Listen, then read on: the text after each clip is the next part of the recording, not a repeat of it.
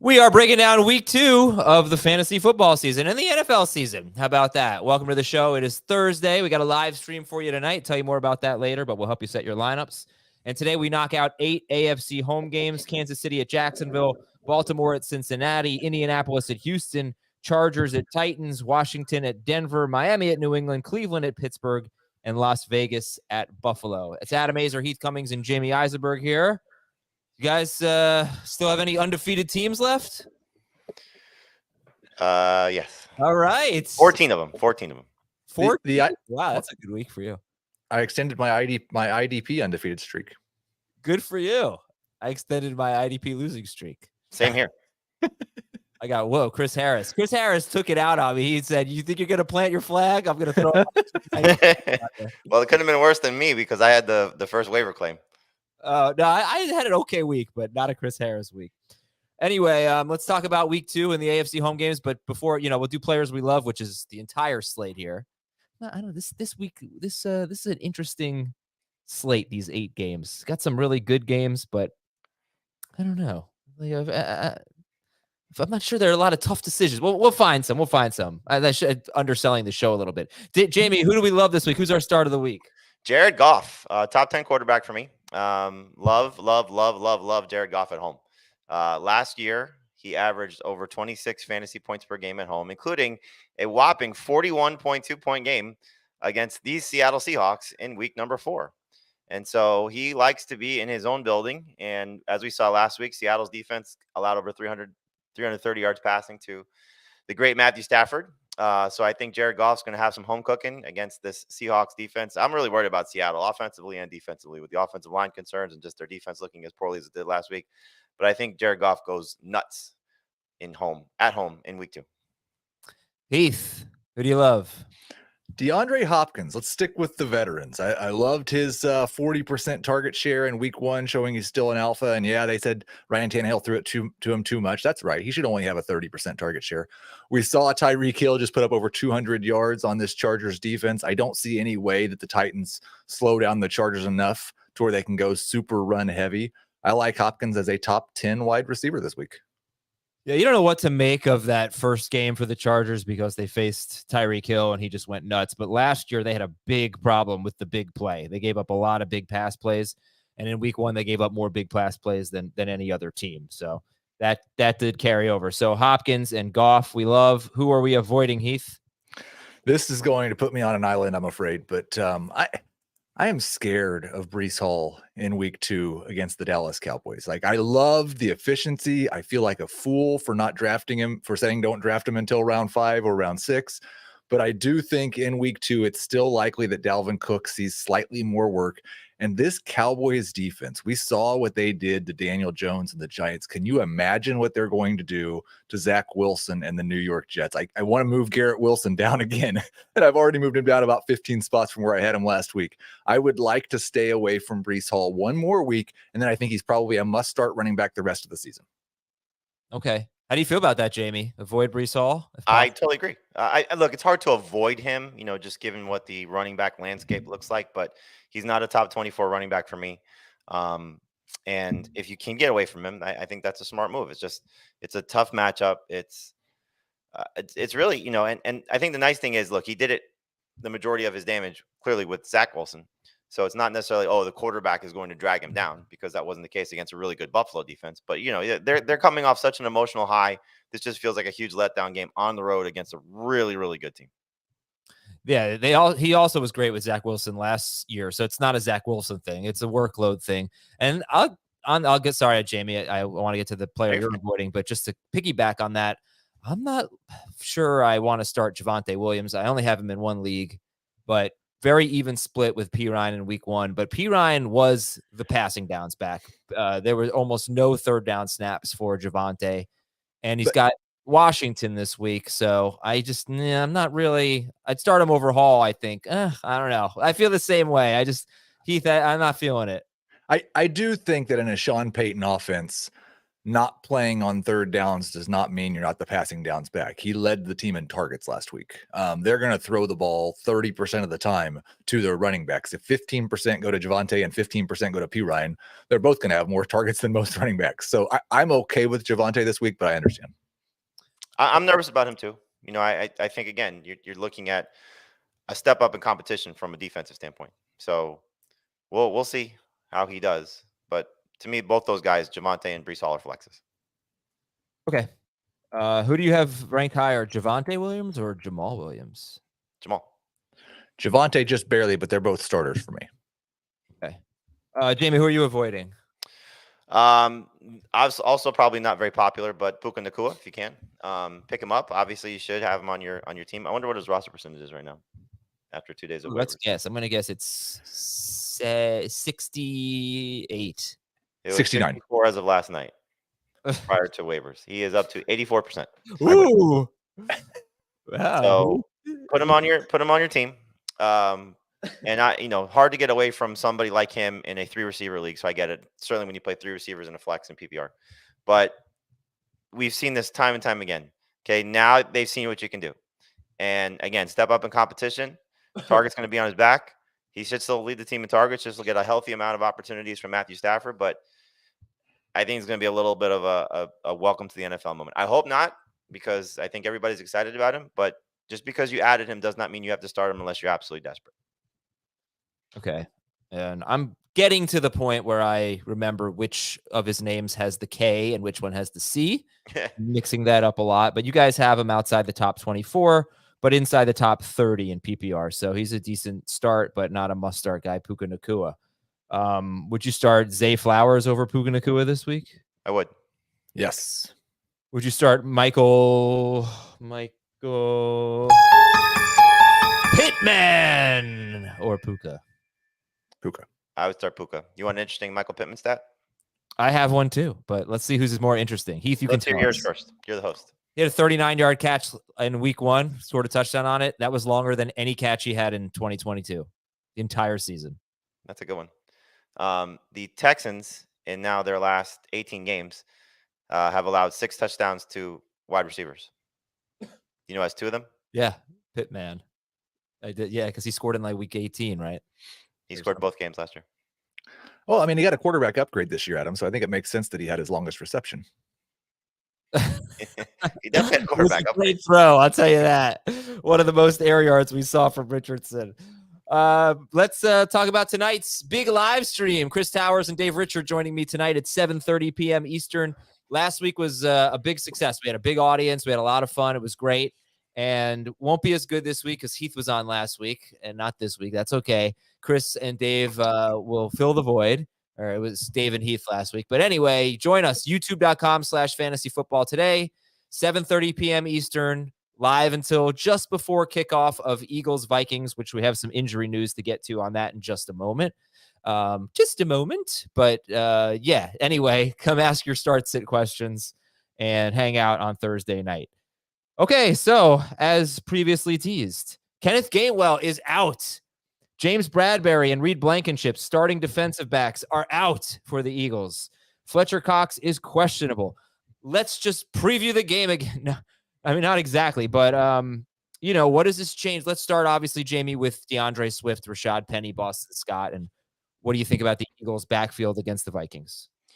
I would not be surprised if any one of the 3 is the leading rusher, just based on one, in terms of Scott has the rapport with the coaching staff and the familiarity of the offense. So they may be more comfortable with him. Heard Nick Sirianni say on Wednesday that DeAndre Swift can be their lead guy, or he could be a guy that just plays a role. He was more positive in how he said that, but saying basically he likes his versatility, that they can use him in a variety of ways. And then Penny, to me, is the wild card, because being inactive in week 1, I think, speaks to they don't really want to have to rely on him, but now they have to rely on him. And we know he's the most explosive of these guys when he's right. So I have it ranked right now where Swift is a low-end starter, because I do anticipate him being the lead rusher and leading the team in touches. Penny is more of a flex. Boston Scott more of a desperation flex. But it can go any which way. So for DFS, I think you should take shots on all 3, depending on what platform you play on. Swift is more expensive than Penny. Penny's more expensive than Scott. But again, could be a hot hand approach, could be one's getting more work on passing downs, which was nice to see that they did throw to Kenneth Gainwell last week. So that should hopefully benefit Swift. But again, I don't want to sit here with any certainty and say this guy is definitely the best. I hope we get some word from some NFL insider throughout the day that they are going to ride running back X. I agree with pretty much everything. I penny I'm probably not flexing, but I do think he got dropped in a lot, maybe not a lot, but a few of my leagues this week, and I'd like to try to pick him back up. Now, I don't think you can do that actually in a lot of leagues, because if you get dropped on Wednesday, you can't be picked back up till Friday. So he may just be a waiver wire claim on Monday or Tuesday or Wednesday. Yeah, there's a setting in CBS actually that you can do accelerated waivers, I think it's called, that would fix that problem. But he's 73. Rashad Penny is 73% rostered right now. Would you start DeAndre Swift or Breece Hall? Swift. Would you start Swift or Jordan Addison, knowing we've got two starters in that secondary out for the Eagles? I would start Addison again, unless we get word of something about the Eagles backfield. Yeah, I think it's Swift in half PPR, but Addison in full. On the other side of the ball, Garrett Bradbury is out. That's Minnesota's starting center. So we were already a little nervous about Madison, right? And Darrisaw's banked up too. And Darrisaw, Christian Darrisaw, the left tackle, is questionable. So is linebacker or edge rusher Marcus Davenport. A lot of injuries in this game, even though it's only week 2. It's disappointing. But yeah, it's just two injuries on the offensive line. One guy certainly out. Keep that in mind for Cousins and for Madison. Swift or Madison? Swift for now. Yeah. Okay. Mark Andrews was limited. Baltimore is really beat up though in this game. Marlon Humphrey and Marcus Williams are two defensive backs. Williams is out. He's going to be out for a while. Humphrey missed week 1. Not sure if he's going to play. He missed practice. Right now, I'd say he's not going to play. So Baltimore's beat up. Their matchup is at Cincinnati. Also, Ronnie Stanley and Tyler Linderbaum did not practice, 2 starting offensive linemen for them. But Andrews was limited. Kelsey was limited. Are you guys ranking Andrews or Kelsey at this point, or expecting them? Hoping for them. I think at this point, it's feels like, just based on what I read, that Andrews probably closer than Kelsey, but who knows? Okay. Chris Jones returned to practice, and it looks like he's trending toward playing this week for the Chiefs at the Jaguars. Is that the game of the week? Might be. Gonna have to figure out a fake opponent for a game tomorrow for Dave. Aaron Jones missed practice. So if you had AJ Dillon and DeAndre Swift, we'll have a practice report. But how are you approaching AJ Dillon versus the Thursday night guys right now, Heath? We'll know more before we set our lineups tonight. But right now, what do you think? As of right now, I'm just probably starting the Thursday night guys over AJ Dillon, and I'm trying to wait for Jones over the Thursday night guys. He talked on Sunday like he's had a pulled hamstring before, and this was not that. He just tweaked it a little bit. It scared him a little. You saw him grab it when he was in the end zone, but he said he's fine. Aaron Jones, a 29-year-old running back, not practicing on a Wednesday doesn't scare me that much. If I get a little more concerned if he doesn't practice on Thursday, but if I have anybody that's close to Swift or Madison, I'm just waiting it out on Jones, and I'd probably just play Swift and Madison over Dillon for me. Is that how you feel about Eckler and Kelly? It's kind of similarly. Rather, just you're not going to start a Thursday guy over Eckler at this point.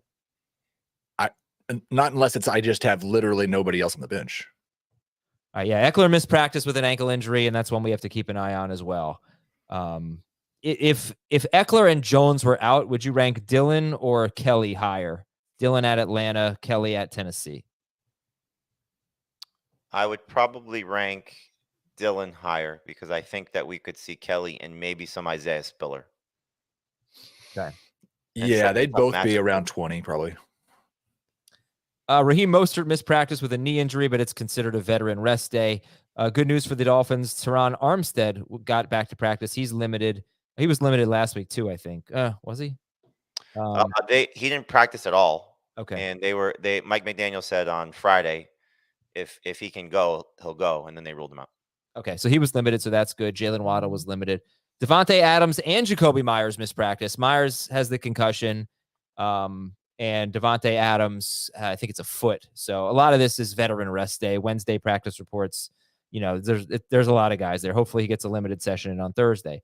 Christian Watson and Aaron Jones, who I already mentioned, and linebacker Quay Walker, they all missed practice for the Packers. Jerry Jeudy was limited, kind of feeling like he's going to play. You guys ranking Jeudy? Not yet, no. That was the guy. I was trying to think before the show, who was the guy that I saw the positive report that made me think, oh, he's going to play. And it was Jeudy. They said that they were actually hopeful going into that game that he could work it out and be okay to play on kind of like a Terry McLaurin basis.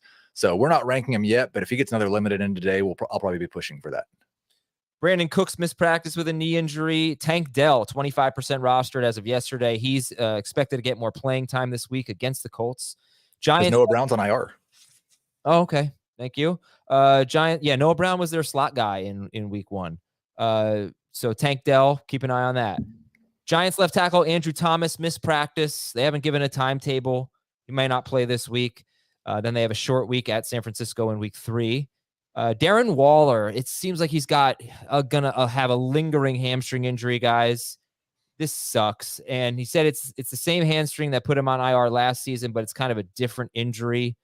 So, well, we already have Kelsey and Andrews beat up, but if you have Darren Waller, are you trying to sell him before he goes on IR? Are you expecting some type of injury absence at some point now?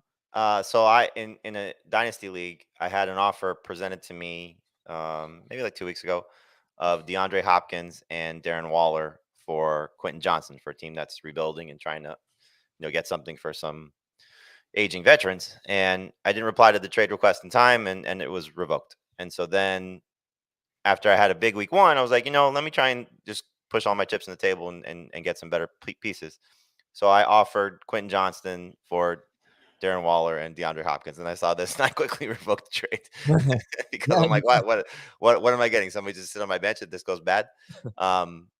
So yeah, it sucks, and Heath, I know for you that you were afraid of this.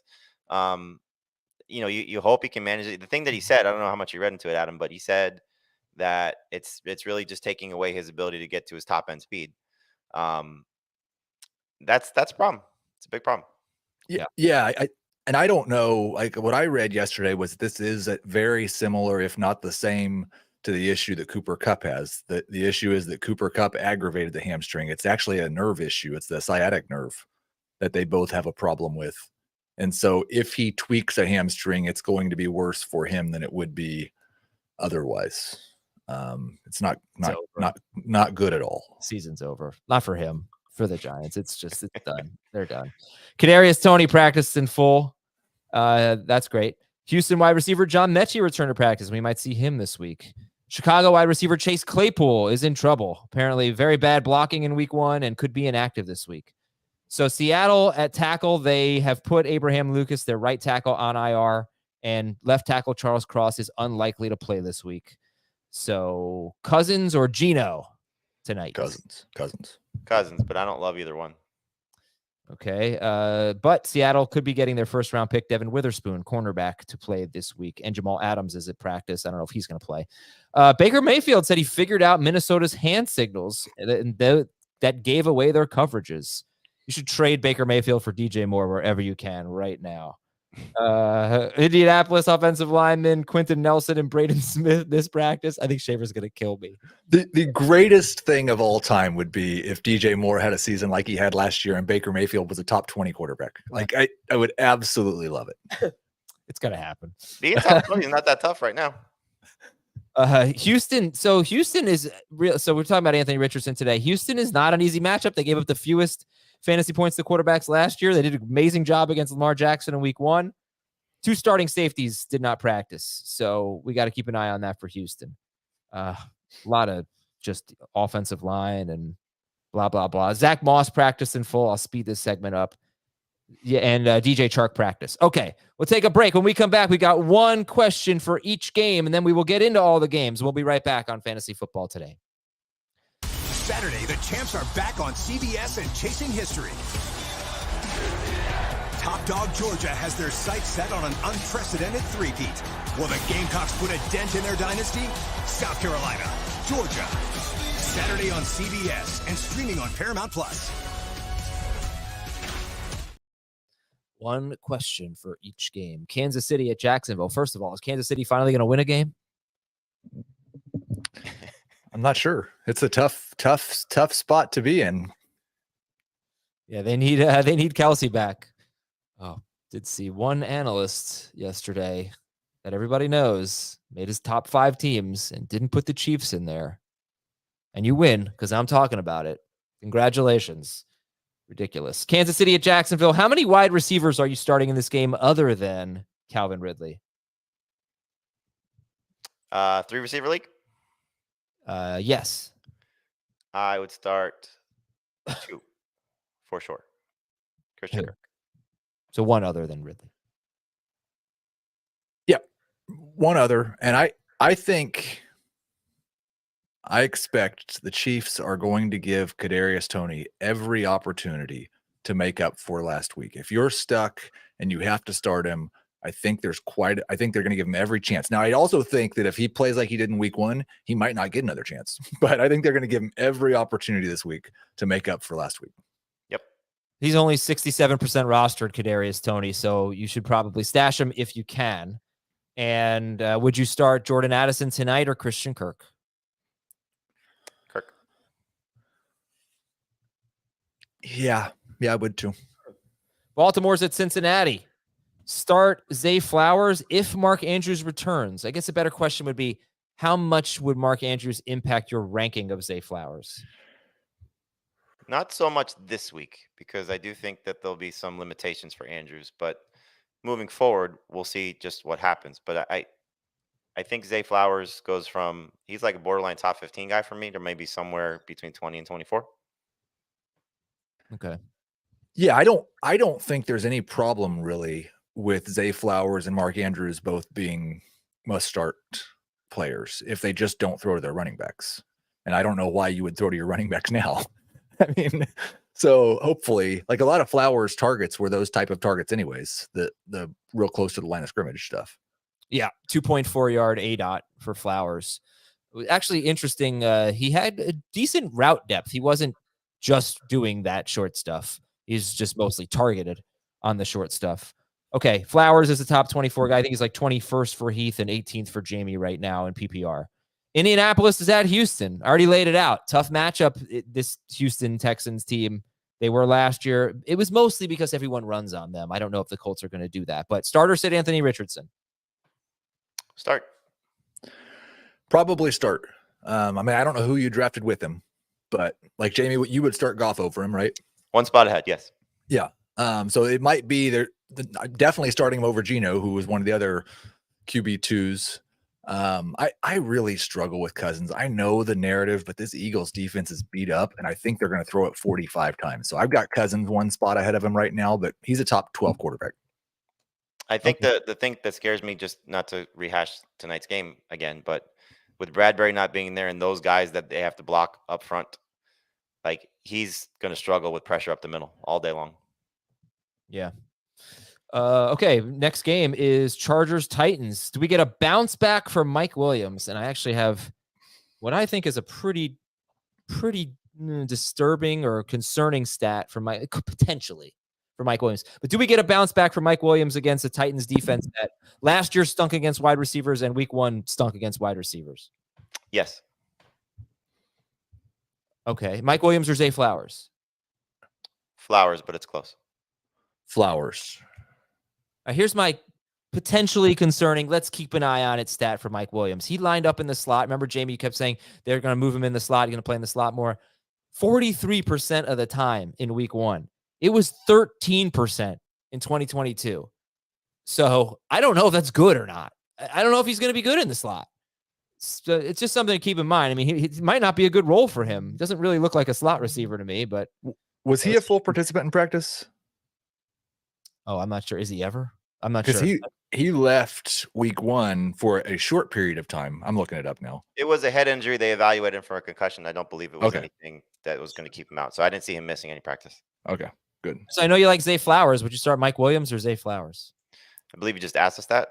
Exact words. So I would go with Zay Flowers over Mike Williams. Yeah, I was looking up the slot stat. I'm sorry. Would you say? Same answer. Zay Flowers. I'll tell you one thing I'm struggling with this week is Zay Flowers versus Mike Williams. Who isn't? It's worth asking twice. Washington at Denver. Is there a single must-start player in this game?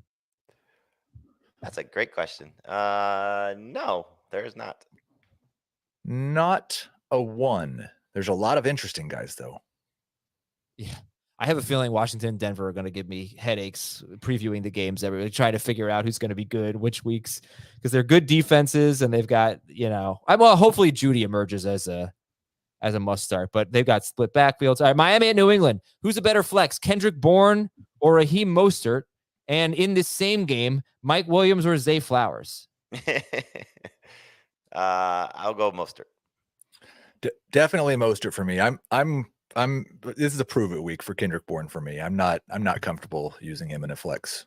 There is one report. I forget where it was. I could look it up. I'm sure there's probably multiple, but detailing how concerning it seemingly the Patriots are about Juju Smith-Schuster.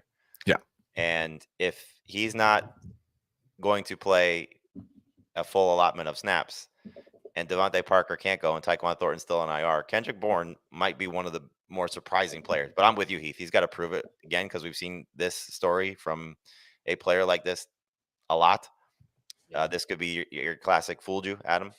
But if he does have a good game, then it might be something that I don't want to say reliable, but certainly a player you want to have on your bench. Cleveland at Pittsburgh. Does either passing game get going this week? Cleveland at Pittsburgh. Can't trust the Steelers. And so if there is one, it's the Browns. Look, I don't want to make excuses for Deshaun Watson, but how much of it was the weather last week? And just throwing the ball in the rain. Yeah. So we'll see. No Cam Hayward's going to be huge for the Steelers because that pressure up the middle is not going to be there. TJ Watt's going to have to be Superman, which he's capable of. But missing Jack Conklin's going to matter. Losing that protection on the right side. But again, the Steelers just looked awful last week. So there is some potential here, I think, for Deshaun. I have a hard time betting against an 0-1 Mike Tomlin team. And so that's really the only reason I feel like this game's going to be low scoring and close. But yeah, this is a big week for Deshaun Watson. Yeah, I mean, he still had a good game last week. He had 45 yards and a touchdown rushing or something like that. So he still ended up with a good fantasy game.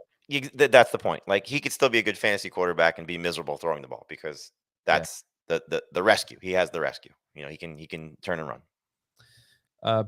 Las Vegas at Buffalo. Bounce back for Gabe Davis. Huge. Big time.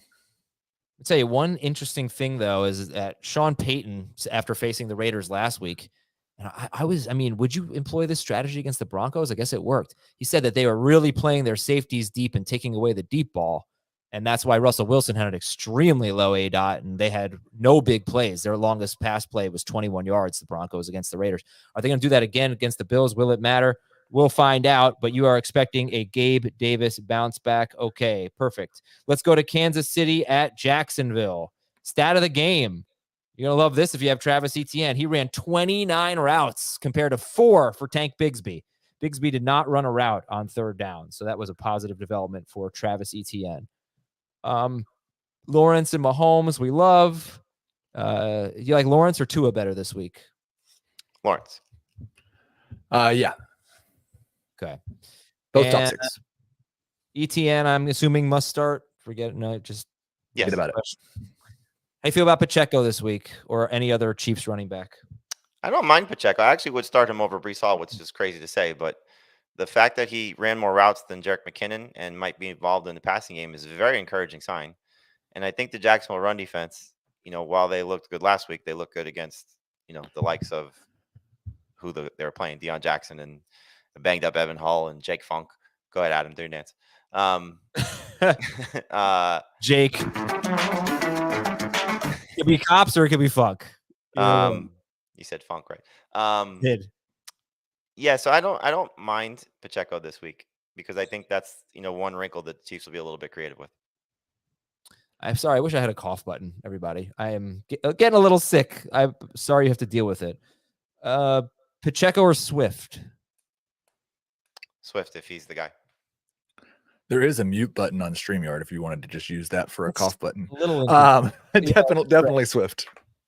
You have a mute button too, I could definitely get that. I use it all the time. Actually, I could just mute you. You can. You have that privilege now. All right. So Christian Kirk, I know I asked you about him a little bit earlier, but would you start Christian Kirk or Pacheco? Kirk. All right. Kirk had 2 nice games against the Chiefs last year. Of course, it doesn't seem to matter because Calvin really wasn't there, but I guess Kirk or Gabe Davis? Kirk. Kirk. Mike Williams. Kirk for me. Okay. Looks like we're starting Christian Kirk. I go back just real quick on Mike Williams. I spoke to Eckler this week, and he was talking about how their game plan against Miami was to really focus on the run. I wonder if he's not there, and knowing that Titans run defense and that Titans secondary, like it's just going to be all systems go for Herbert in the passing game. Yeah. Yeah. I mean, I'll skip ahead to the stat of the game for that Chargers game. Last week in week 1, the Chargers had a pass rate. I think it was 47.4%. That's how frequently they passed the ball. That was lower than in any game last season. But was it lower than in any game for Kellen Moore last season? No. Oh, probably not.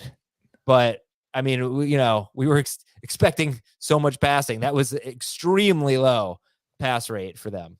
All right, where are we at here? We're at Evan Ingram.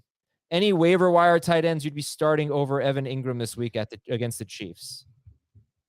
No, and he did not have 2 good games against the Chiefs last year. But when you start to look at this position, that you got to look at some variables, and point total to me matters. So highest expected total, they're going to be throwing a lot. I expect that. We saw last week that Laporta, clearly not a huge game, but despite the fact that he was blocking, I think more than people expected, still had 5 targets, 5 catches. I think Ingram's going to matter in this matchup. So what about Zay Jones? I forgot about him. I'm sorry, but he deserves a mention here. Are you taking a shot on Zay Jones in like a 3-receiver league? What do you think? If you're desperate, kind of like what Heath was saying about Kadarius Toney, clearly different scenarios where they're coming from week 1. He played the most snaps. He played more snaps than Ridley. So he's not coming off the field. It's very much like a MVS, but I think just a better version of that. And so, yeah, I don't think it's a bad call. Again, you're looking at point total, you're looking at expectation. He had 5 targets or 6 targets, right? 7 targets. He had 5 catches, 55 yards in the touchdown. 7 targets. So it wasn't an overwhelming stat line, but still, you look at opportunity here and attaching yourself to a quarterback that I think is going to be really good. So not a bad situation. I view Zay Jones kind of like Kendrick Bourne, is to just one show me a little more involvement one more week. If he's playing more than Christian Kirk again this week, or not playing more, but targeted more than Christian Kirk again this week, then I'm going to have to really change my opinion of that Jacksonville offense. 53% rostered for Zay Jones. Would you rather start Zay Jones or Kadarius Toney? I think there's more upside with Toney, so I'd lean that way, but they're close. Yep, Toney. Zay Jones or Josh Reynolds? Reynolds for me. I've got Zay higher. All right, start Mahomes. You already heard about Pacheco. Kadarius Toney would be, if there were a wide receiver for the Chiefs, it'd be Toney. We're not messing with Sky Moore this week. I don't know how you can. No. Okay. Rashee Rice is 27% rostered and was very good in very limited snaps. Do you think he's worth stashing, Rashee Rice? If you have a deep enough bench, yes. And somebody's got to make plays in this receiving core. And like he said, if this is another stinker for Toney, like they really have to make some adjustments. So Rice got off to a great start. I'm surprised that they went away from him as much as they did. Same. Yeah. I would say yes. I would still stash Tank Dell over Rashee Rice, but those are the guys in the same type of range. All right, last question about this game. Do you know who led the Chiefs in routes run last week? I don't. Noah Gray. 37, no way. 37 routes for Noah Gray. 37 shades of gray. And he had 5 targets, which was tied for the team lead. So if Kelsey's out, do you have any interest in Noah Gray? Noah way? No way. Noah, thank you. But, tight end premium league, sure. All right, yeah. If tight end premium, or completely desperate. If Kelsey's out, he had 5 targets, like I said, which died for the team lead. Baltimore at Cincinnati, stat of the game. How do you guys feel about this? Lamar Jackson, he did rush for 38 yards, which is nice. He had 1 designed run, and it was on a 3rd and 1, a QB sneak. In 2022, Lamar Jackson had 86 designed runs in 12 games, really more like 11 games. He barely played in one of them. So this was I don't love, if it's his profile every week, I don't love no design runs and no downfield throws, but we'll wait. We'll reserve judgment. But I don't know, Heath, what did you think of that style? Because it was really low ADOT and very little, I wouldn't say very little in the run game, but like I said, only 1 design run. It was a QB sneak. Yeah, he's still going to run enough on scrambles that I think that, like, if you're going to increase the dropbacks by 20%, you're probably going to increase his scrambles by at least 20%. And so I don't love it. I have a hard time judging the depth of target until Mark Andrews is there, though. It's also, you lose your running back, you lose your left tackle.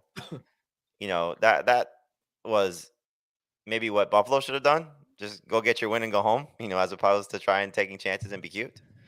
So I think we'll see a better Ravens performance. But if this is what it looks like, yeah, it's going to be a problem. Like, I agree with Heath. You want to see what it looks like when everybody's there, but this team is annually not having everybody there. So, yeah, you got to worry about that a little bit.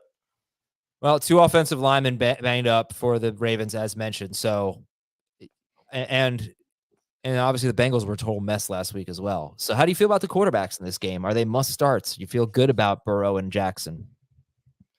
They're obviously must starts. Like, I'm not going to get cute and put Jared Goff ahead of those guys. Maybe you can make an argument if you drafted one of them in Tua, that you start Tua over either one just to see what happens. And it's not like Tua's got a cakewalk matchup either. But I think you hope that for Burrow, by the way, got a haircut, saying after you play like that, you got to cut your hair. That he bounces back, that he had his, quote unquote preseason game. And for Lamar, again, trying to, manage through some of the changes personnel wise, but also that really wasn't a competitive game. So you wonder how much more Lamar Jackson thrown than 22 times, and then being the playmaker that he's going to be. This is a spotlight game. It's a huge game for these 2 teams to establish themselves as the potential contender in the AFC North and maybe a Super Bowl contender. So I think we'll see the best of both guys. I would start 2 over both, but they're still both top 8. Okay. I think we've spent enough time on Zay Flowers. So who's your favorite Ravens running back in this game? Gus. Justice Hill, but none of them are in the top 30. I had one league where I lost Dobbins, shocker, and my number 2 running back was Alvin Kamara, because I went more of a hero RB build. When I say that, I took, Dobbins in the 4th round, my first running back. So I spent 84 of $100 last night, not expecting to, but I thought I didn't expect to get all these guys, but I ended up getting Puka, Kyron Williams, Gus Edwards, and Josh Kelly. Wow. For all of that, though. I probably overspent by maybe like $20 total, but it's a very sharp league, and I thought there was going to be a lot more bids for those guys. Yeah, I mean, Gus is 78% rostered, or he was yesterday. He's probably higher than that now. Justice Hill yesterday was 52% rostered, and Melvin Gordon 4% rostered. Actually, I think I did those roster percentages this morning, so I think they're accurate.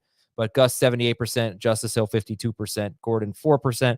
And think about, we know the Ravens have this sick run defense after they traded for Roquan Smith last year. But actually the Bengals, when they had DJ Reader on the field last year, he missed some time. DJ Reader on the field, they gave up 3.2 yards per carry to running backs. So they're tough. Well, yeah. I think with Dobbins out, like, it's kind of like what you said with Anthony Richardson. The vast majority of the Ravens touchdowns are going to be Lamar Jackson one way or another. You think so? I still think he hands off near the goal line, because he's always done that. He's never really been a goal line quarterback. He did last week, even after 3 times, right? You would 2 times. Sorry. If you would have said 3 times. One of the strangest things that we would see this short yardage touchdowns, I would have said you're crazy.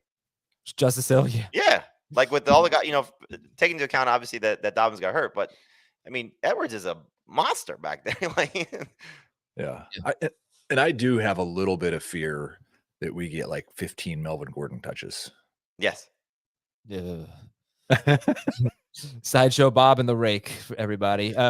Mark Andrews, start him if he plays. Joe Burrow's top 8. Joe Mixon against this defense. Any hesitation? Anyone that you might start over Joe Mixon that you drafted after him?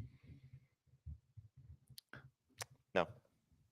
Yeah, I'm starting Joe Mixon. I was going to look at his targets against the Ravens last year.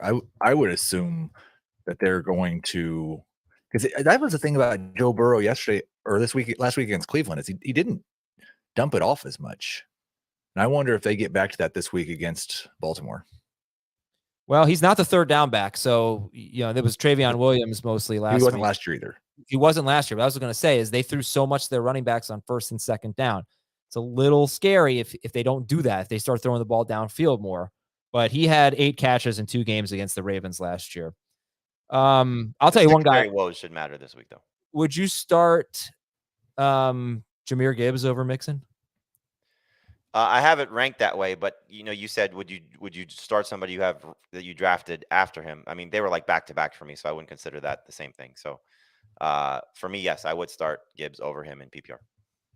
I would start Mixon over Gibbs. Would you start David Montgomery or Mixon? Mixon. Okay. And we're good with both wide receivers for the Bengals, Higgins? Yeah. I mean, Yep. you can't be at this point where you're sitting those guys. Okay. You saw one of our guys George, one of our colleagues, sent a note out in one of our leagues and said, I don't feel good about my team. I lost Dobbins. I'm having a sell-off, basically. He put Jamar Chase and Mark Andrews on the block. And I offered Stephon Diggs for Jamar Chase. He hasn't hit accept or reject yet. He's probably waiting for better offers, but I don't know. I'm like a little nervous about that just because Diggs could be so damn good. But no, I wonder if I offer him Tyreek Hill and TJ Hawkinson for Andrews and Chase if I can get that done. Hey, that could work. Yeah. All right. Let's Irv Smith. Heath has him like 16th. Dave and Jamie don't have him ranked. And the DSTs, Bengals and Ravens DSTs, start or sit real quick. I would sit if you can, but I have a little bit more faith in the Ravens just because Joe Burrow did look awful. Yeah. Okay. Colts at Texans. Stat of the game. I already gave it. Michael Pittman, 39-yard catch in week 1. Longer than any catch he had in 2022. 11 yards longer than any catch he had in 2022. Anthony Richardson is top 12, 11th for Jamie, I think 9th for Dave, and 12th for Heath. That might not be updated, but he's around that. Silly question, I think, but Daniel Jones at Arizona or Anthony Richardson? They are back-to-back for me with Richardson at 11 and Jones at 12. Yeah, I actually have Jones projected for more points, but I think Richardson has more upside, and I'm still a little shook by the Giants last week, so I'm going Richardson. It feels like it could be a 2022 quarterback week where we're a little top heavy, and then the 8 through 15 is 20 to 18 points. Oh, well, that's a great picture, Jamie. I hope you're wrong about that. How do you feel about Zach Moss in week 18 against these same Texans? He had 18 carries, 114 yards and a touchdown, and 3 catches for 7 yards. And Jackson was so bad last week, and Funk isn't really going to have a big role. You would hope not anyway. But what do you think about Zach Moss? Only 36% rostered. Start or sit? Flex. But a higher end flex. I'm gonna have him projected here in about 5 minutes. But a higher end flex than Deion Jackson was for sure. Yes. Okay. And Pittman. Yeah. All right, Pittman. Let's. How do we feel about that? You take away that 39-yard touchdown, which is a silly thing to say, but you probably shouldn't expect him to take a screen pass to the house. He still had a good amount of targets. You feel like he's a must start yet, or still a flex, Michael Pittman? So you take that play away, and it's what he had 80. No, it was 39 yards. So that's 56 or 58 yards and 7 catches on 10 targets. Other than that play, so that's probably a more realistic stat line, right? Yeah, I think. Had 11 targets. That's pretty good. That's amazing. on 37 pass attempts. It's a really good secondary.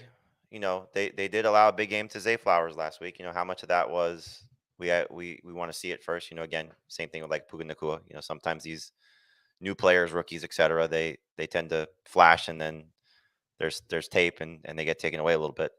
I loved the usage, but the fact that the only thing I can't get away from is he did score twice against them last year. Of the 6 times that they've only allowed a wide receiver, it was the best last season, and that carried over to week 1 in terms of not allowing receivers get in the end zone. So in PPR, he's a must start in 3 receiver leagues. I think in 2 receiver leagues you can find somebody else. But if the safeties are out, Right. that might change some things. Right. We'll have to keep an eye on that. Heath, how about Nico Collins versus Michael Pittman? I'm going to lean towards Nico. Okay. Same. 74% rostered. It's number 3 receiver for you guys. And targets were similar, right? Also 11. He had 11. Yeah, he had 6 for 80 on 11 targets. Who do you think wins this game? I'm shocked that the Colts are favored. I think the Colts. But let's talk about Dameon Pierce real quick, Heath. Yeah. How you feel about him? A very low end number 2 running back for me. This is actually something you guys differ on, because Jamie, you have him in the top 12, Dameon Pierce, and Heath has him barely inside the top 24. So discuss. Fight. I think that's probably me. Like Jamie said, he's shocked the Colts are favored, and I'm just kind of the Colts are favored, and so I what in the world was Mike Boone doing involved in the game plan? And even when the game was early in the game, Devin Singletary was like 35% of the touches. It just wasn't what I expected. Oh, I think Dameon Pierce is a lot better than those 2 guys. And I hope this week he plays like that. But I was discouraged by his usage. Yeah, I don't buy this Colts defense really at all. And I think this is a game where both these quarterbacks will probably have some struggles. Clearly, Anthony Richardson has a little bit of a different skill set, so that will help him from a fantasy perspective. But it just feels like so disrespectful to put the Colts favored against anybody at this point right now. It's a team that had the second worst record in football last year. Yeah, but what were they? The 4th? It's not like there's a big disparity here. And they both have rookie quarterbacks, so I think it's perfectly reasonable. I thought Richardson looked better than Stroud. 100%. This is not a Richardson versus Stroud thing. This is a team versus team thing. Like, I mean, if you want to credit anything, credit the Texas defense looking awesome. Like in frustrating Lamar Jackson and making that team look like they did. Right. Don't forget their head coach is the former 49ers defensive coordinator. And actually, both the Texans and the 49ers last year were very good against mobile quarterbacks. They did a really nice job against mobile quarterbacks. So we'll see what that means for Anthony Richardson. One thing about that, I know you're not buying the Colts defense, but I could see that having a very good run defense. They got Buckner, they got Grover Stewart, they got Shaq Leonard, Zaire Franklin. They got some good pieces in their front 7. And 2 years ago when Leonard played, they were 4th best against running backs. And week 1, pretty good. I mean, they gave up points, a lot of points, because ETN and Bigsby scored. They weren't bad against the run. All right, so Jamie's all in on Pierce, top 12. Heath, more reluctant. And that's going to do it for that game, unless you like a DST. The Texans to me, just because, again, Richardson, while he could be very good for fantasy, can still be turnover prone. Right. All right, let's take a break. And when we come back, we got the Chargers and the Titans and 4 more games after that. We'll be right back. Chargers at Titans. Something to keep an eye on is that pass rate. 47.4% for the Chargers, very low in a shootout, no less, wasn't like they were nursing a lead. Let's get into this game here. Justin Herbert or Tua? Tua. I keep going back and forth. Tua this morning with the Eckler injury is going to really sway things for me, because if he doesn't play, I can't imagine that they're just going to be, hey, let's run Josh Kelly against that defense. So right. Derek Carr just went for 300 yards against the secondary. They're not fixed from last year again. So I'll probably lean a little toward Herbert, but unless you have both, I think there's a higher ceiling for Herbert this particular week. How do you rank the wide receivers in this game? Allen, Hopkins, Williams. Good luck with the rest. I think I have it. Hopkins, Allen, Williams. Good luck with the rest. need to see something from Hopkins because he was very covered in week 1. But yes, we love the target share. I don't know if I have DeAndre Hopkins in any leagues, but I wish I did because I definitely want to start him this week. Any tight ends in this game that you're interested in? No. And like, I understand what you're saying about Hopkins was very covered and the efficiency on a per target basis wasn't good, but he scored 13 and a half fantasy points without a touchdown. Like, it's not, yeah, I know, but I mean, look, for what it's worth, I'm not a professional film breakdowner guy. really? I was unimpressed with Hopkins. But the thing about him is, I said this on Beyond the Box Score, is like, I'm not sure that he's really a guy in recent years that gets a lot of separation. He's a contested match guy, but Marshawn Lattimore really blanketed him very well. He lost that matchup. I will say that confidently. And I just in case you care about my opinion, I watched another guy, the targets for another guy this morning, and came away blown away, really impressed with Jacoby Myers. I encourage, if you can, to look at the 10 targets he got. And this guy was really separating, running some really good routes, and had a great connection with Garoppolo. I know he's got the concussion, but he was really impressive. It's interesting that you bring that up because somebody had tweeted out that there were 4 players who were shadowed in week 1. And Hopkins actually, on at least 60% of their routes, Hopkins actually was not one of them. Okay. But he's probably 50%. But Adams certainly was. Yes. And so I wonder if that number 2 wide receiver against the Raiders, Gabe Davis, is the target this season. No, against the Broncos. Yeah. So who is that? Yeah, that's an interesting one because is it Dotson or is it McLaurin? I think it's probably Dotson. Who's getting shadowed? I don't know if they're going to shadow. I don't know if they're going to shadow McLaurin. Actually, I have some great numbers on that. What McLaurin did against top cornerbacks last year, but McLaurin much more on the outside, I believe, than. Here's the slot percentage for Washington receivers in week 1. Debo or Curtis Samuel, 76%, Dotson 59%, McLaurin 10%. So I think he'd be much more likely to get Pat Surtain. But we're not on that game yet. That's our next game. Derrick Henry's a must start. And so I guess the only question about this game is the running back situation. Obviously, you're starting Eckler, but where are you going to rank Josh Kelly if Eckler's out? He said it like right around 20. I mean, there's a lot of opportunity here. You wonder if he'll still have the same role in the passing game that Eckler would. I would probably lean toward no, but that doesn't mean that they're not going to throw to him. And so he looked great against Miami. He looked great in the preseason when he had the 70-yard touchdown run. There's a lot to like about the situation just overall. And so the reason you pick him up is not necessarily just for this week, because this week could still be a problem because the Titans' run defense is really good. But what if this is a lingering situation for Eckler, who is, Heath alluded to with Aaron Jones. I think you call him 29. He's actually 28. But Eckler's in the same age range, 27 or 28 as well, that, they may not rush him back. So, Kelly may have some long-standing appeal. I hope not, but that might be the case. We know how good this Titans run defense can be, and they did a great job against Jamal Williams. You got to figure a better chance for a touchdown for Kelly, just more points, I would think, for the Chargers. But all right, and that we'll update you on that tomorrow. Washington's at Denver, and I think I've pretty much given all the stats I like on this game. So Sam Howell's a starter sit Russell Wilson. His outlook will look better if Jerry Jeudy plays, but I would prefer to sit him. I think, again, we'll find out how much of last week, and he looked much better, but still not a huge statistical game, under 200 yards passing, 2 touchdowns. How much of that is just bad Raiders defense and he's still not good? Did he just look good against a bad defense? I mean, he had just really impressed that he. Go ahead. Sorry. No, I was just really impressed that he was willing to throw all those short passes to the running back. That's not something we've seen. He's usually snap it, run around in the pocket for 6 seconds, and then launch it. And he seems to be at least acclimating to what Sean Payton wants him to do. So that's a positive. I think he's a high-end number 2 this week. I'd start him over Geno. Wilson had the 3rd lowest intended air yards per pass attempt last week. It was Justin Fields and Ritter were at the bottom, and Russell Wilson 4 yards intended air yards. And that's why their longest play of the game was 21 yards. Like I said, this is a tough game, I think. I mean, Javonte or Pirine? Robinson, we have to start over Gibson, but who's the best running back in this game? Who's the best wide receiver in this game?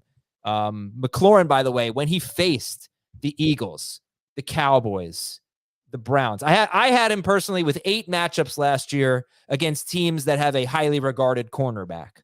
That'd be the Eagles twice, the Cowboys twice, the Packers, the Falcons, the 49ers, and the Browns. And he scored 16 or more points in 5 of those 8 games. He was really good, but he wasn't good last week. So, all right, first question, best running back in the game. Next question, best wide receiver in the game. Jamie, give me your answers. Right now, I have it ranked Robinson 1 spot ahead of Javonte, but they're back-to-back. So I won't fight anybody that says Javante's better. But, I mean, look, give the Broncos run defense some credit, man. They shut down Josh Jacobs last week, and that's not necessarily an easy thing to do. So I would prefer to stay away from all of them if you can. I think in PPR, Pirine and Javonte have more appeal than Robinson just because of their role in the passing game. But I don't think we really saw the best of what Washington has to offer yet, because that wasn't, as competitive as Arizona was. They score a touchdown on the fumble return. I just don't think that's a very good team. So, I'm really curious, Washington going on the road after that game, how they're going to look, and Denver coming off a back and forth game with a Raiders team that I don't think is also very good. So this is a really interesting game for me as well, Adam. I struggle with it also. What was Washington was in Arizona last week, or are they at home? Home. They're home. They're at home. Okay. So good. At least it's not a second consecutive. I've got Javonte, then P. Ryan, then Brian Robinson. I've got, it's Dotson right now. It's Dotson, then Sutton, then McLaurin, but it might be Dotson, then Judy, then McLaurin, then Sutton if Judy's back. I'd be nervous about Judy in this first game back, unless he's in practicing full the rest of the week. Who's so the Judy highest? McLaurin would be very similar. Who's the highest ranked flex in this game? Javonte for me. Yeah, Dotson, you guys do have in your top 24. So you have Dotson ahead of Gabe Davis? Yeah, slightly. Would you rather start Dotson or, let me give you a running back, James Cook?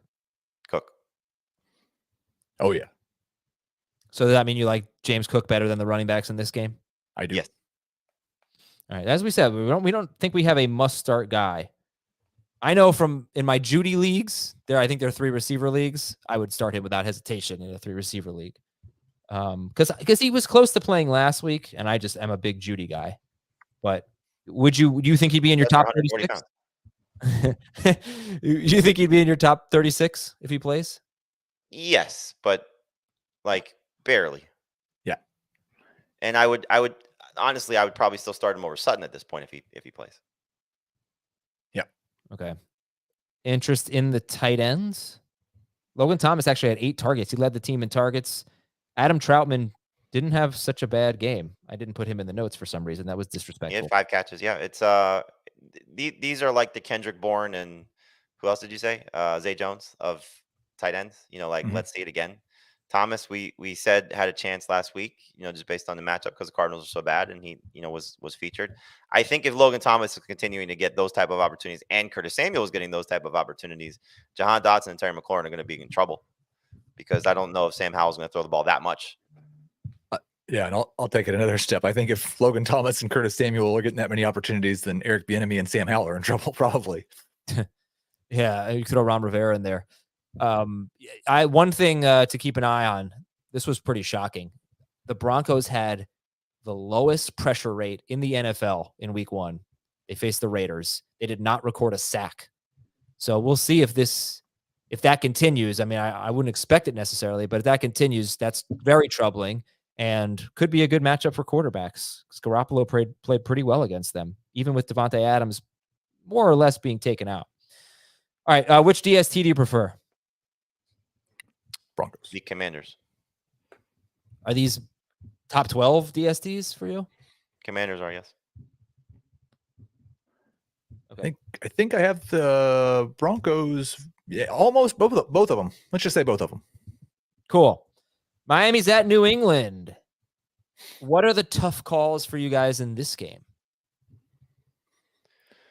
Mostert obviously had a productive fantasy game, but 10 carries and 2 catches is not what you're looking for from that backfield. So is that just because the passing game was so successful, or is that going to be a little bit more of the norm that they're just not going to rely on him like we saw last season when he was the guy before Jeff Wilson was brought in?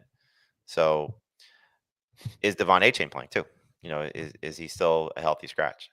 So really that's it, I think, for aside from, maybe the Kendrick Bourne dilemma of do you add him and see what happens there? Because I think you're clearly starting Ramondre Stevenson. So Yep. I think it's really just the 2 Dolphins receivers, Ramondre and Tua. And for Waddle, he had 5 targets. Last year, he had 11. He had 6 or fewer targets in 11 of 17 games. So he had 5 targets, turned it to 78 yards. But he does have this abdomen injury that he's playing through. But for you guys, just to ask the question, Waddle's still Waddle. He's still a must start.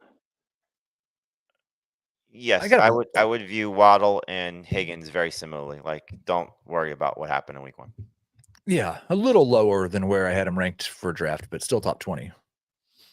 And it's funny to have Higgins and Waddle in the don't worry about what happened. Waddle still had 4 catches for 78 yards, but 5 targets. It's really not that uncommon for him. It's pretty. Well, when you see the quarterback throw for 400 yards, I know. And he threw 45 times for 466 yards. And I remember I said this. I believe it was when Dave came back from the Dolphins and he said something about Chosen Anderson and maybe Braxton Berrios. And I said, I wouldn't worry about other guys mattering in this offense. They mattered last week. Durham Smythe was a factor. Craig Kraft was a factor. Berrios was a factor. So clearly didn't impact Tyreek, but it might impact Waddle a little bit. Do you feel any reason to stash Mac Jones? I know you're not exactly buying in, but he scored 30 points against the Eagles. I think in a 1 quarterback 12-team league where you have 6 bench spots, no. If you're talking about 2 quarterback leagues for this week, then yes, I would consider him a borderline starter. Oh yeah, 2 QBs, yeah. So Kendrick Bourne, we're just going to wait and see. He's 40% rostered, and he had 11 targets and 2 touchdowns last week. All right. And Hunter Henry, I think, it's worth mentioning because Dolphins were dreadful against tight ends last year. They gave up a touchdown to Donald Parham in week 1. And Henry had 5 for 56 and a touchdown against the Eagles, 39% roster. Did he crack your top 15, 16, Hunter Henry? No. Close to it. But again, how many times does Bill Belichick want Mac Jones to throw the ball 54 times? I don't know. I mean, yeah, they couldn't run the ball at all against the Eagles. We'll have to see if their offensive line is healthy. But they have some good news. I think some bad news on that line. That was missing 2 starters last week. Cleveland is at Pittsburgh. Stat of the game. Cameron Hayward's going to be out about 8 weeks. In 2022, they allowed 4 yards per carry to running backs with Hayward on the field, 4.6 yards per carry to running backs with Hayward off the field. I will say to start Nick Chubb. I think you should start Nick Chubb. Yeah. Deshaun Watson. Where do you have him ranked, Heath? Right around QB 15. I think I still have him ahead of Geno. Just worried about that offensive line situation. I've actually got him 14. So I'm going to move him behind Russell Wilson. Now he's 15 where he belongs. And Jamie, you have Deshaun Watson 13. You guys have Daniel Jones ahead of him, and I don't know if it's just the traumatized Giants fan, but especially if Andrew Thomas doesn't play, and I'm thinking he probably won't. There's no way. With Waller injured, Thomas injured, there's no way. I'm definitely starting Watson over Jones, but you guys are not. So you know what? You already said what he ran for. There were five quarterbacks that ran for over 40 yards last week. Can you name all 5 of them? Richardson, Watson, Jones. Richardson did it. No, you got it. Richardson, Watson, Jones. No, I can't. I don't think Hurts did. Fields did. Right? Name one more. Wasn't Jackson. I think it was 38. Who was it? Who was it? Oh, Mahomes. Yeah. He doesn't count. I can't remember Thursday. He was actually tied with Watson at 45 yards. That's the thing that keeps me in play with Watson is that ability. If he's going to do that is going to save a lot of his fantasy days. Reading just some articles about the Steelers, the first results of this new secondary were pretty disappointing. That's a big concern right now, it seems. But Amari Cooper's on the road, Heath. So can we trust Amari Cooper, who had a terrible game last week? You definitely cannot. But maybe this year he's going to be good on the road and bad at home. No, I'm still starting him in a 3 wide receiver league. But I'd like to get away in a 2. Dotson or Cooper? Dotson. Jamie, Dotson or Cooper? I have Cooper probably ranked a little too high right now. I think he's like 21 and Dotson's a little bit behind him. So I might make that adjustment. Any interest in Elijah Moore? Flex in a 3 receiver league. So he'd be your flex. Okay. Yeah. Njoku's a starter. He's top 10. And for the Steelers, can we go back to Najee Harris? Can we trust George Pickens? Can you start? I think Freiermuth you're going to start. But first of all, Freiermuth or Njoku, if you had that decision? I would go Freiermuth this week. Just make sure he's healthy. Yeah, Muth. And, okay, can you trust any other Steeler? I would prefer not to. I mean, they have offensive line concerns as well. I believe it's a right tackle left with a concussion. Their right guard is dealing with a foot injury. And that Browns pass rush was amazing last week. I know they only sacked Joe Burrow, I think, twice, but between Myles Garrett and Zadarius Smith, that's going to be a problem for a lot of teams. And you saw what happened to Pickett last week. I think he was sacked 4 times. I know Drake Jackson got him 3 times. So, it's not the same level of defense, but now you're taking Deontay Johnson off the field and you're relying on 55-year-old Allen Robinson and, Calvin Austin and, Pickens to do some things that he's never done before. Plus you got, the time of possession may be huge here if they can't get off the field. Get them off the field. Right. So let me go back to the Chiefs game. Christian Kirk, Kadarius Toney, George Pickens. How would you rank those 3? Kirk, Pickens, Toney. Yeah. Okay. Pickens or Elijah Moore? Pickens. Yeah. And this is going to have a weekly segment, I think, where I read Jacob Gibbs' tweets about George Pickens. You already did. No, we've got a new one. More. Okay. Yes. The Browns used press coverage 68% of the time in week 1, which is a very, very, I'm sorry. Yes, that's right. Pickens destroys press coverage. Okay. Absolutely destroys press coverage. Okay. His yards per route run goes up 244% against press coverage. Wow. Okay. All right. I'll start. I got 3 receivers. I'd still flex Najee over him, but it's something to hope about. Would you start Samaje Perine over any Steeler? I would start Perine over Najee in PPR. And Pickens? I'd go Pickens over Perine. Okay. Heath? I would go Najee, Pickens, Perine. Right, both DSTs are in play for Heath. They're both top 8. Jamie likes the Browns a lot better. Dave likes the Browns DST a lot better. They're only 69% rostered. They were probably my number 1 DST waiver wire priority this week. Me too. Raiders are at the Bills. I do not have a stat of the game, but sit Garoppolo, start Jacobs, start Adams. I guess we have to assume Jacoby Myers is not playing, right? That was at this point, yes, but still has time to clear the protocol. Yeah, I think Thursday, if you get to a limited practice today, you'll feel better about it. So I was curious, actually, who were the 4 receivers that were shadowed? If I had to guess, 60% against one corner. It was Adams, DJ Moore. I would have said Hopkins, but I would have been wrong. Was Garrett Wilson one of them? Because Tre'Davious White was on him a lot. It might take me a second to find that tweet, but I know that Adams and Jacoby Myers were both on the list. Oh, really? Okay. And I know that Devontae Adams was not. I thought I saw something. Maybe it was Denzel Ward shadowing Jamar Chase. Oh, interesting. Wait, who was not? You said Adams was or was not? Not. Adams was not shadowed? Hopkins was not. Hopkins. Adams and Myers were. Okay. Don't get those old guys confused. No, because Tre'Davious White in this game, I think he's going to be on Adams a lot because he was on Garrett Wilson a lot. Okay, from Kevin Adams, Magic Sports Guy on Twitter. Cam Taylor-Britt on Amari Cooper, Mathis on Jacoby Myers, Surtain on Devontae Adams, and Alec Pierce, which was probably just a mistake. He just happened to be lined up next to him 60% of the time.